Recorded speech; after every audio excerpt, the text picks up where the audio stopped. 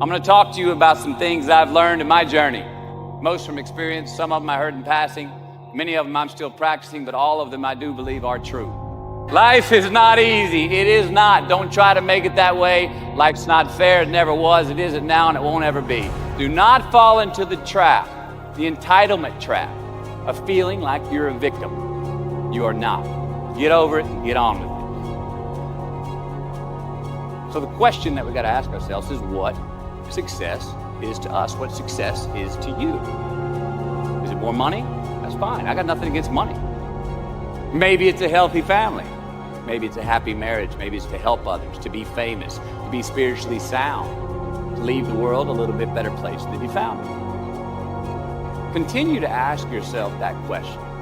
Now, your answer may change over time, and that's fine. But do yourself this favor. Whatever your answer is, don't choose anything that will jeopardize your soul.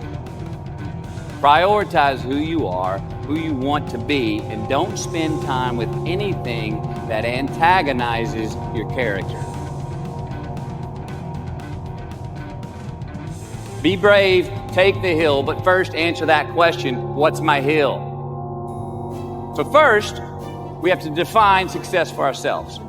And then we have to put in the work to maintain it. Take that daily tally. Tend our garden. Keep the things that are important to us in good shape. Where you are not is as important as where you are. It is just as important where we are not as it is where we are. Look, the first step that leads to our identity in life is usually not, I know who I am.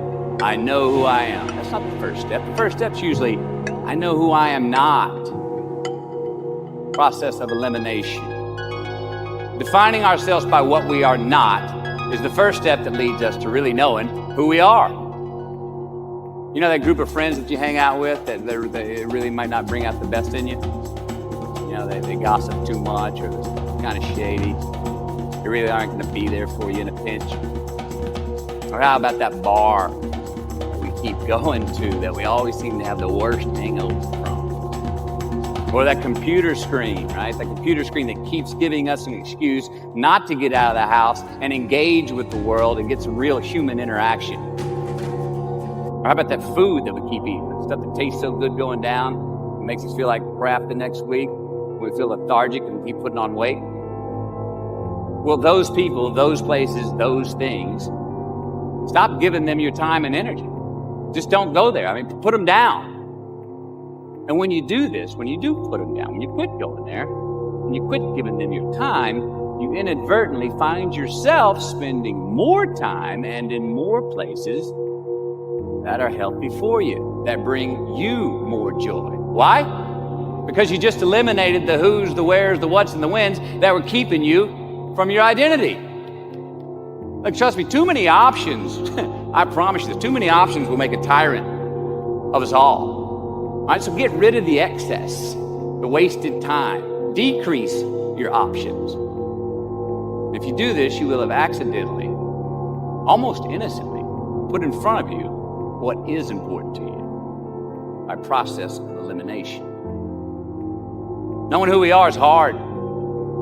It's hard. So give yourself a break. Eliminate who you are not first, and you're going to find yourself where you need to be.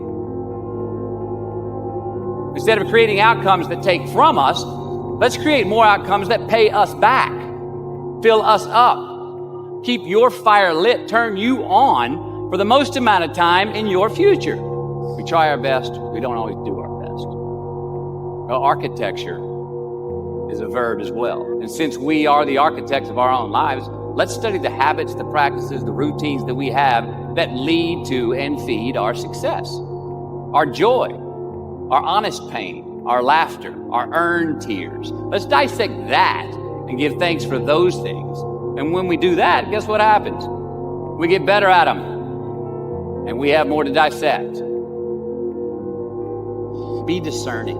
Choose it because you want it. Do it because you want to. We're going to make mistakes. You got to own them. Then you got to make amends. And then you got to move on.